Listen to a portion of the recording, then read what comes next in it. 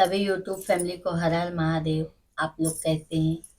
आज मैं आप लोगों के बीच में तीज का सोहर गीत लेके आई हूँ, जो बहुत अच्छा है। बहुत सुंदर सोहर गीत है। आप लोगों को जैसा भी लगेगा लाइक करिए, सब्सक्राइब करिए, शेयर करिए, कमेंट जरूर करिए। आप लोगों को जैसा भी लगा, अच्छा लगा या जैसा भी लगा हो, आप लोग कमेंट में जरूर बताइए। आप लोग का भी उपास होगा, हमारे सब सखी लोगों का। जैसा भी होगा आप लोग कमेंट जरूर कीजिएगा। तीज के व्रत गौरा कैलीन, शिव जी के पूजलीन हो।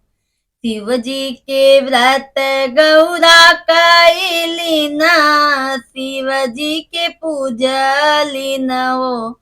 बहनी रही के हो व्रत निरहारत, शिव जी के पवलीन हो। बहनी रही के हो व्रत निरहारत, शिव जी के पवलीन हो।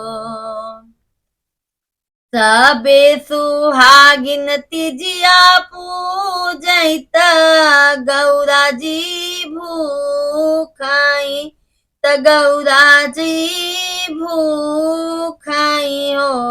बहनिया गले में ठाढ़े गौरा रानी, मन ही मन बेहसाई हो। बहनी आंगने में ठाढ़ गौरा रानी, मन मन बेहसाई हो। सब सखी फिरी फिरी पूछै की हंसी हंसी पूछै हो। गौरा कवने कवने व्रत कैलू की शिव वर पवलू हो।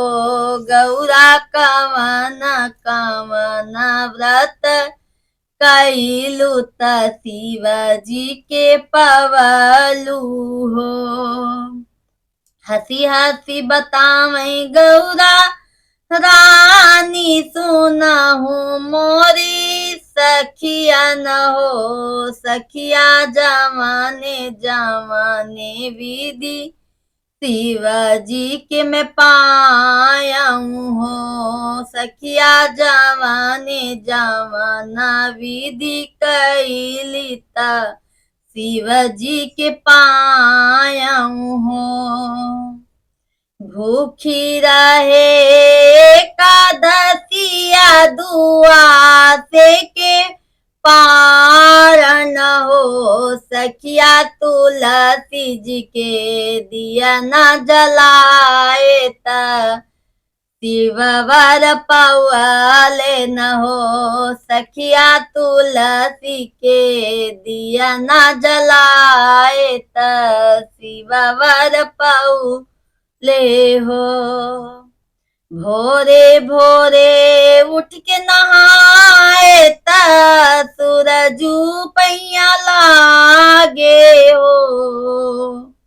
भोरे भोरे उठ के नहाए त सूरजू पैया लागे हो।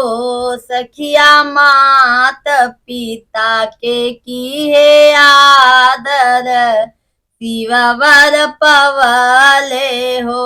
सखिया मात पिता के की है आदर, त शिव वर पाए न हो। सखिया गोदिया में खेलै भतीजवा, त शिव वर पाए न हो। भादो के शुक्ल पक्ष तृतीया, त ज्योतिया के पूजे हो। भादो के शुक्ल पक्ष तृतीया, त ज्योतिया माई के पूजाऊं। सखिया शिव के लागे चरनिया, त शिव जी के मनाए हो। सखिया शिव जी के लागे हम चरनिया, त शिव के मनाए हो। मांगे उजन माया वाता वाता अबहु सुहागवन हो।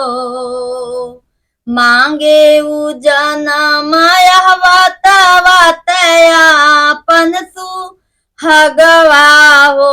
सखिया मांगे मैं शिव जी के साथ मांगव विधि पुरावो।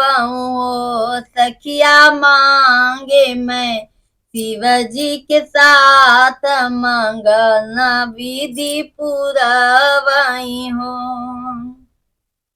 यही विधि शिव के मनाए त शिव वर पाए हो।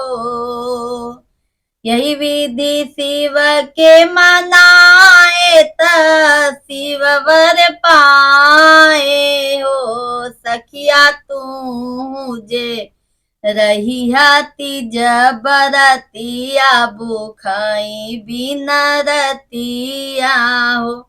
सखिया तू जे तीज बरतिया भूखाई बिन रतिया हो। सखिया जवाना मंगन तोहरे होई है सब पूरा होई हाई हो।